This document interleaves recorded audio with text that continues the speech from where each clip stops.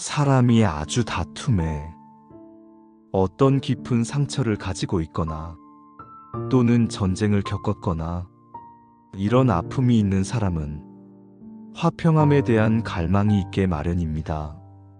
저에게 있어서는 교회 안에서 성도들이 화평하게 지내는 것에 대한 간절한 갈망과 소원이 저에겐 있습니다.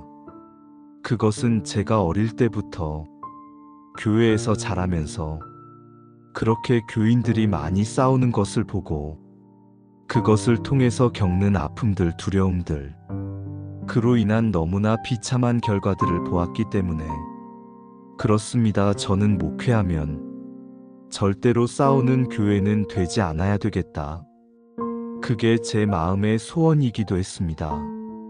그런데 실제로 목회하면서 그렇게 교회 안에 싸움이 없기를 바랬지만 싸움은 여전히 계속되는 것을 보면서 그렇게 마음이 안타까울 수가 없었습니다. 우리 속에 있는 이 죄의 본성이 우리가 이렇게 함께 모였을 때는 자꾸 서로 갈등하고 다투게 만드는 모양입니다. 가족도 그렇고 교회도 거기에서 벗어나지를 못하는 것 같습니다.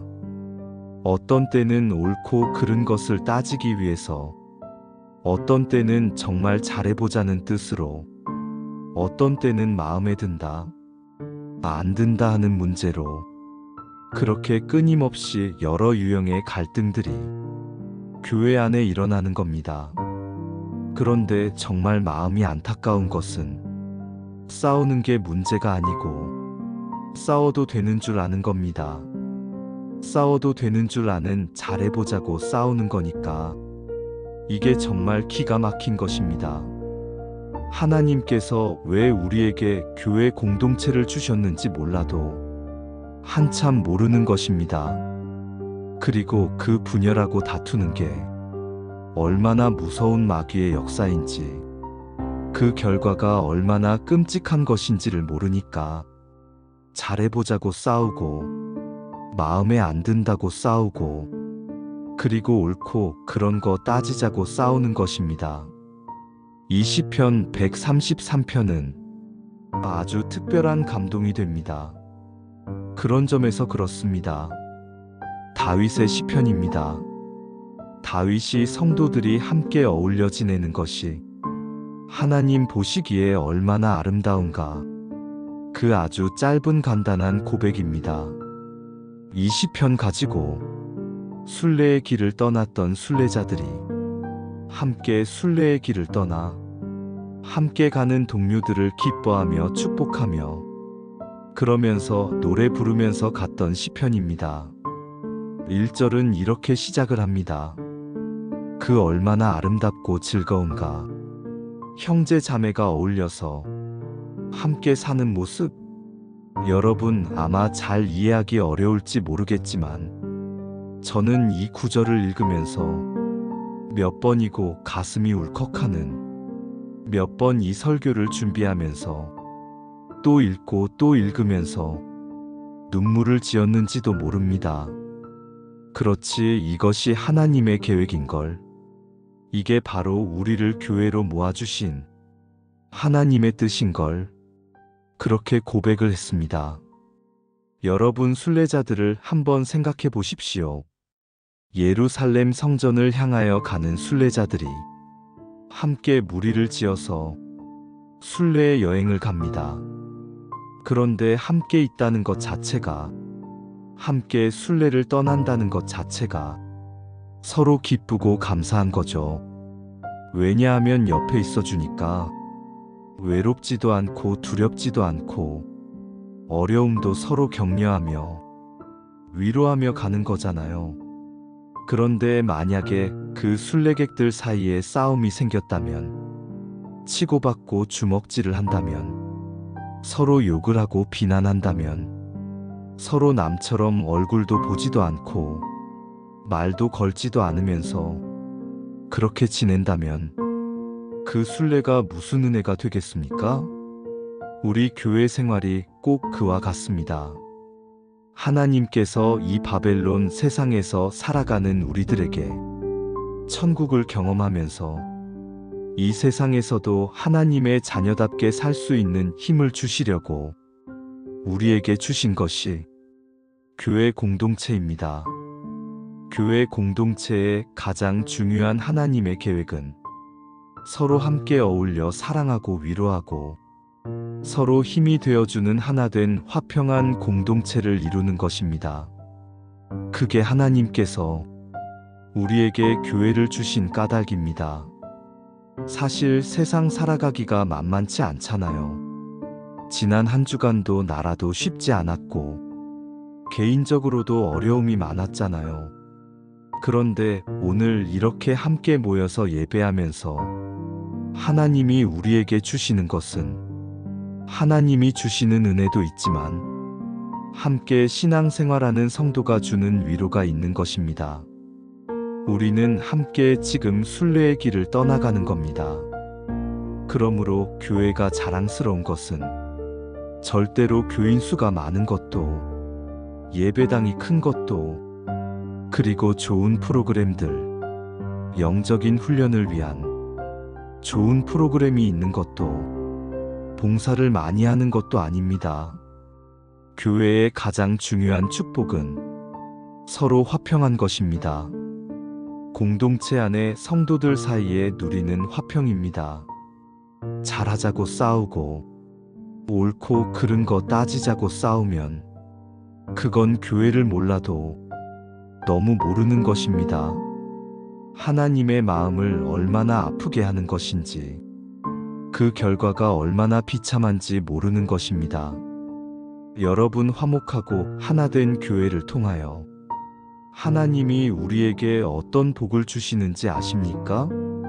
2절 말씀해 보면 머리 위에 부은 보배로운 기름이 수염 곧 아론의 수염을 타고 흘러서 그 옷깃까지 흘러내린 것 같고 아론이 제사장으로 기름 부음을 받을 때 이야기입니다. 머리에 기름을 부으니까 그 기름이 머리를 타고 수염을 타고 옷깃까지 흘러내리는 그 모습을 묘사하고 있습니다. 이 기름 부음을 받았다는 말은 거룩함의 상징입니다. 하나님의 인지하심의 상징입니다. 여러분 교회의 거룩함은 무엇으로 알 수가 있는 거죠? 목사의 설교가 은혜로워서 거룩한 것입니까? 성도들이 기도를 많이 해서 거룩한 것입니까? 많은 교인들이 모였기 때문에 교회가 거룩한 것입니까? 예배당이 아주 경건하게 그렇게 예배할 수 있는 분위기로 지어져서 교회가 거룩한 것입니까? 아닙니다. 성도들이 화목한 것, 성도들이 화목한 모습을 가지고 지내는 것이 그것이 바로 하나님의 임재고 거룩함입니다. 3절 말씀해 보면 헤르몬의 이슬이 시온산에 내린 것 같구나. 헤르몬 산은 이스라엘 북쪽에 있는 아주 높은 산입니다. 1년에 거의 그 정상에는 눈이 녹지 않는 그런 높은 산입니다. 많은 이슬이 내리는 산입니다. 거기서부터 요단강이 흘러나옵니다.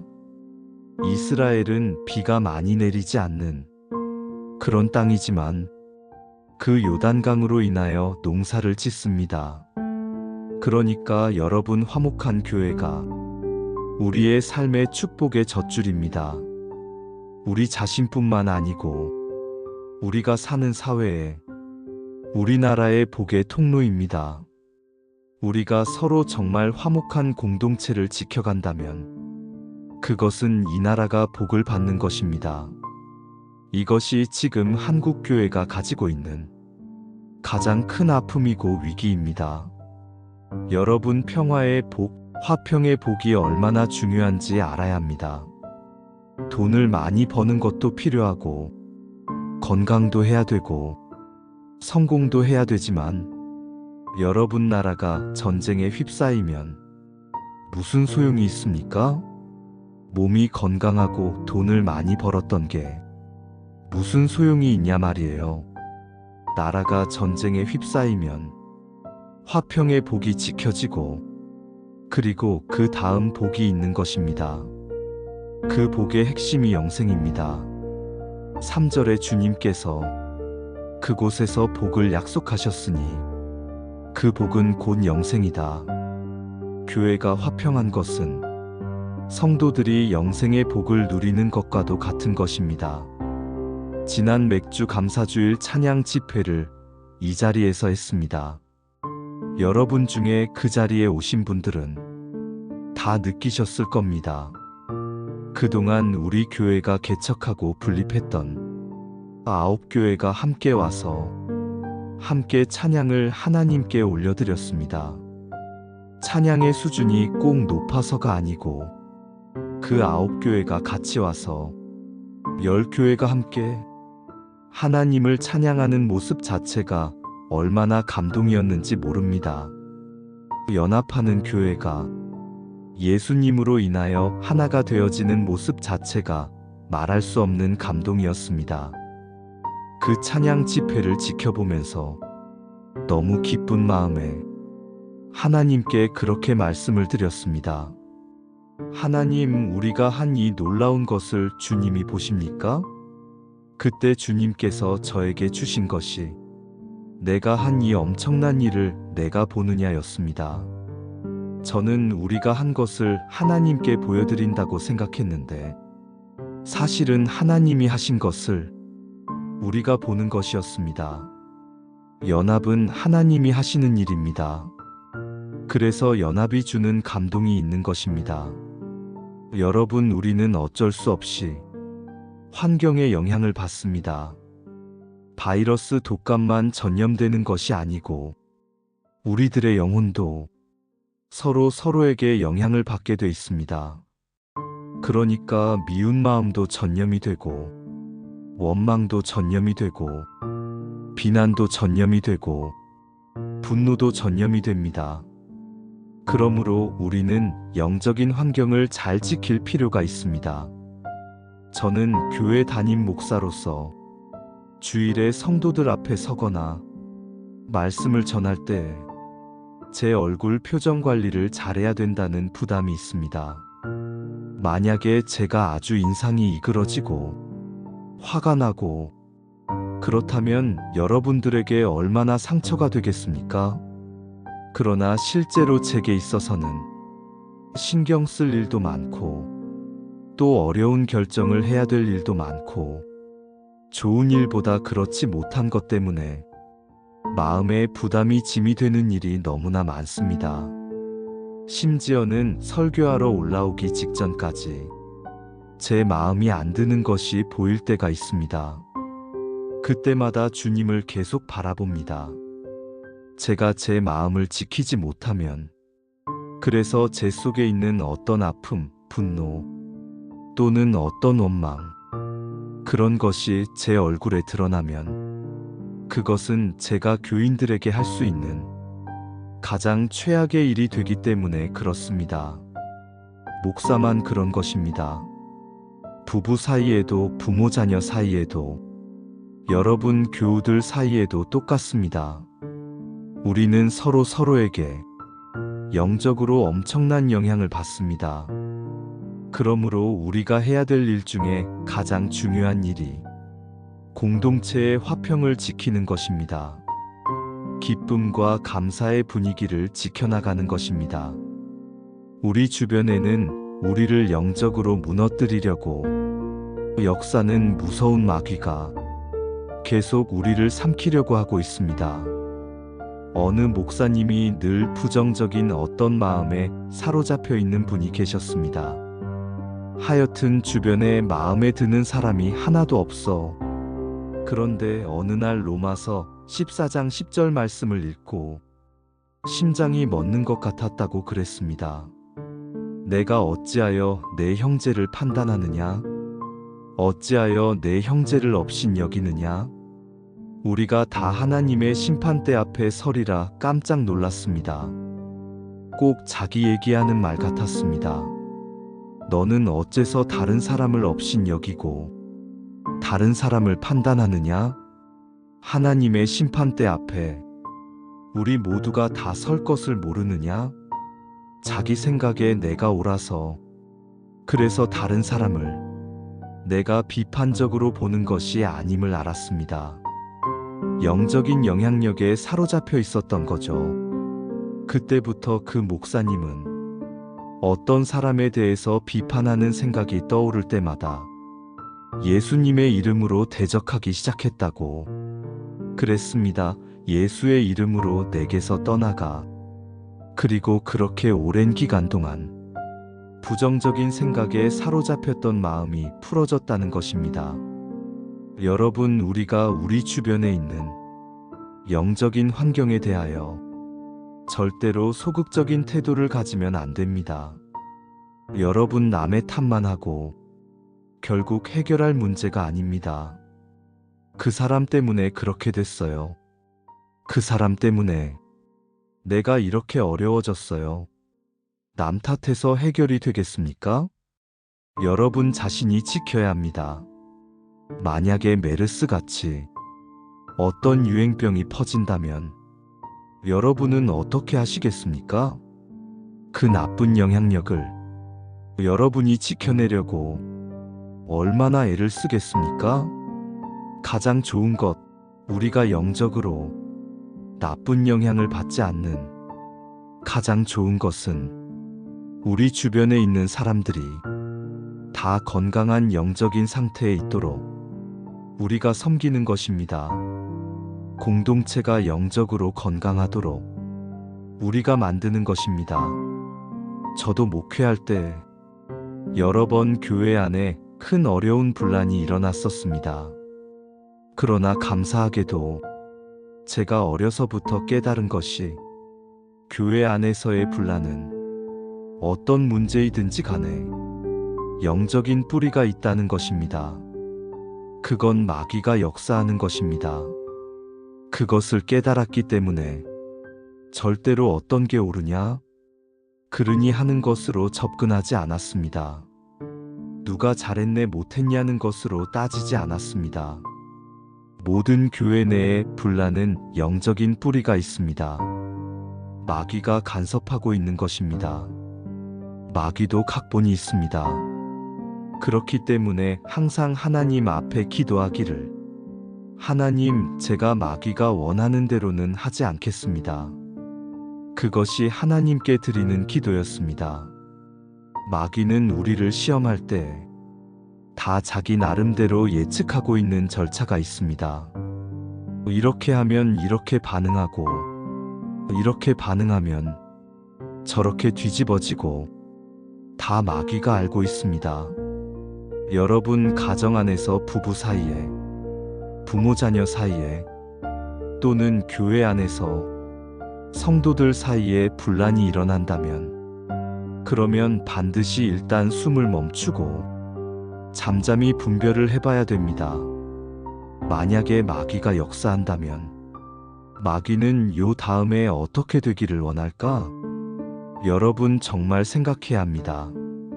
눈에 보이지 않으니까 마귀가 역사하는지 안 하는지 알 길은 없지만, 마귀가 진짜 역사하는 거라면 요 다음에는 마귀가 뭘 원할까요? 그러면 누구든지 다 알게 됩니다. 아, 이렇게 말하기를 원하겠구나. 이렇게 행동하게 되는 걸 원하겠구나.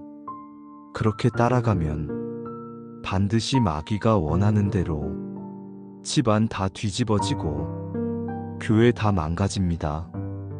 마귀가 원하는 대로는 하지 않을 거야 억울하지요. 왜 내가 마귀가 원하는 대로 해요? 왜 마귀 각본대로 할 거예요? 나는 반대로 할 거야. 마귀가 예상하는 반대로 나는 갈 거야. 그러면 반드시 회복을 안 해주셨어. 가정도 교회도 회복 안 되는 경우를 본 적이 없어. 여러분, 교회 공동체 안에 작은 분열이라도 절대로 무시하면 안 됩니다. 마귀는 틈을 타고 들어오는 존재입니다. 조그만 틈만 생겨도 섭섭한 마음, 약간 비판적인 생각, 그게 마귀가 아주 좋아하는 틈입니다. 그 사이로 가정 안에, 교회 안에 마귀가 들어옵니다. 그러므로 항상 주의 보혈로 모든 마음의 상처와 갈등을 덮어야 합니다. 특별히 믿음의 동지가 되는 성도들의 연합이 필요합니다. 프랭크 루박 선교사가 주위 사람들에게 24시간 하나님을 보게 하려고 얼마나 애를 썼는지 모릅니다. 그리고 매일 일기를 쓰라고 그랬습니다. 그러면서 어느 책에 프랑크 루박성 교사가 자기가 왜 그렇게 했는지를 이야기를 했습니다. 자기 자신이 하나님을 바라보기 위해서, 항상 하나님을 바라보기 위해서 내 주변에 있는 사람들이 다 항상 하나님을 바라보는 사람이면 내가 하나님을 바라보기가 너무 좋다는 거예요. 너무 쉽다는 거예요. 그런데 주변에 하나님을 바라보는 사람이 없으면 나도 하나님을 바라보기가 어려워진다는 거예요. 그래서 내가 늘 하나님을 바라보고 살기 위해서 주변에 있는 사람들이 다 하나님을 바라보도록 만들었다는 것입니다. 여러분, 이것이 바로 지금 우리가 공동체를 만들어 가야 되는 아주 중요한 이유입니다. 가족들이 그래야 되고, 교회 공동체, 성도들이 그런 공동체를 만들어야 합니다. 여러분, 좋은 배우자를 만나게 해달라고 기도하셨을 겁니다. 그래서 만나셨죠? 아닙니까? 여러분 자녀들이 홍기가 되면 좋은 배우자를 만나게 해달라고 기도하실 겁니다. 그게 중요하다고 생각하니까. 그런데 여러분 믿음의 동지가 아닙니다. 내 주변에 있게 해달라고, 내 주변에 있는 사람들이 다 믿음의 동지가 되게 해달라고 기도하십니까? 여러분, 이 두 가지는 같은 비중을 가지고 있는 기도입니다. 내게 좋은 배우자를 만나게 해달라. 내게 좋은 믿음의 동지들, 한 믿음을 가지고 있는 성도를 내가 내 주변에서 만나게 해달라고 하는 것은 다 똑같이 중요한 것입니다. 예수님께서 밤을 새면서 기도하셨던 기록이 성경에 2번 나옵니다. 한 번은 겟세마네 동산에서 예수님이 십자가 지시기 전에 밤을 새면서 기도하셨습니다. 그런데 또 한 번 있습니다. 누가복음 6장에 예수님께서 그 다음 날 제자들 12명을 세우기 위해서 밤을 새면서 새벽까지 기도하셨습니다.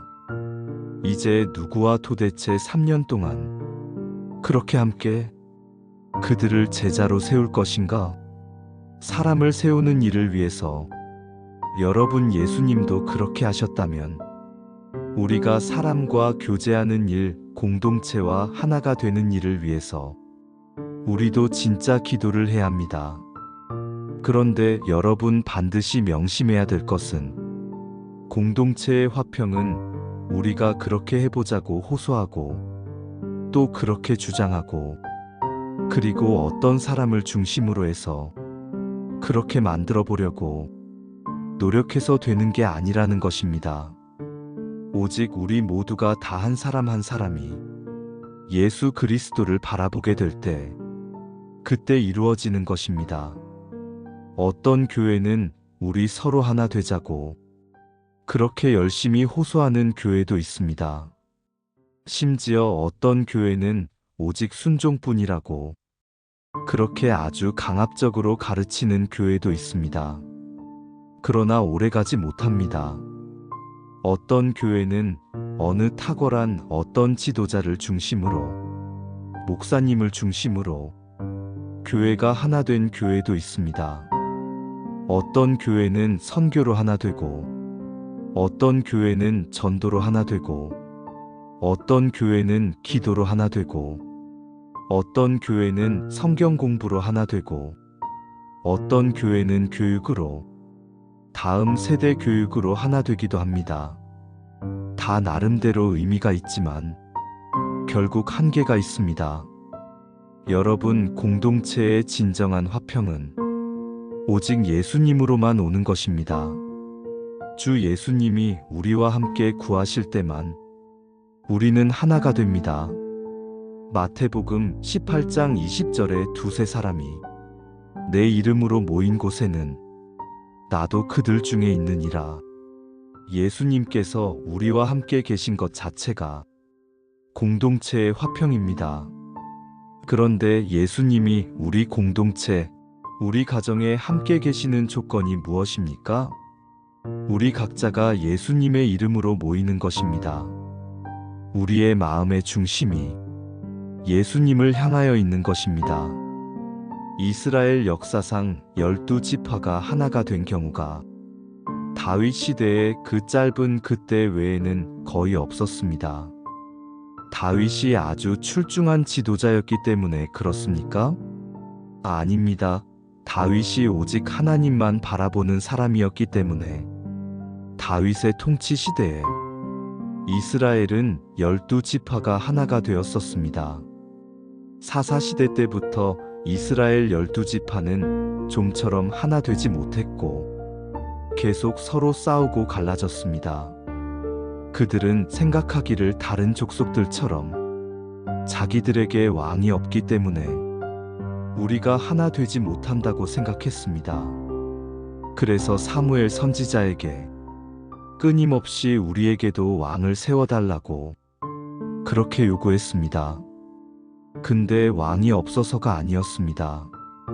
이스라엘에는 왕이 있었습니다. 하나님이 왕이십니다.